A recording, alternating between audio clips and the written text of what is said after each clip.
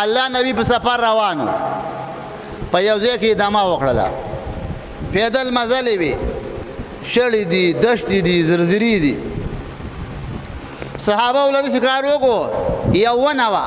د کیکر هلته د کیکر ونې دي که تاسو تللی وئ نورې ونې خو نشته دلته دا غټې غټې ونې شنډۍ ده او توت دی او د پیلو ونه ده د پلانکي ده دا ونې نشته هلته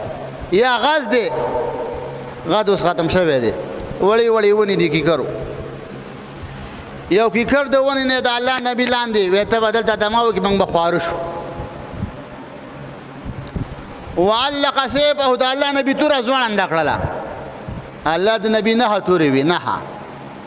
الله د نبي نهه تورې وي نهه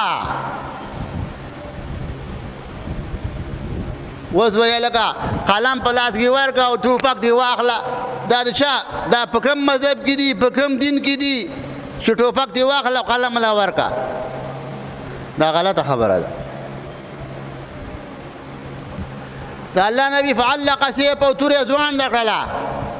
فجاء اعرابین یو بانډاچي راغی وسل سیفه او تورې راویستله فقال من یمنعک مني ویل ای محمد څوک به دې رانه خلاص کړي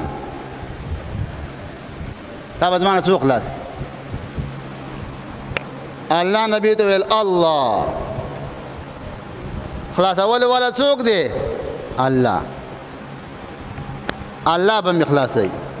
کتابونه لیکي فارتعدت یده لاسونه یې وړچېدل وسقطا وغورځېده او تورم دې وغورځېده الله نبي ویل تا به رانه څوک خلاصوي ویل بس د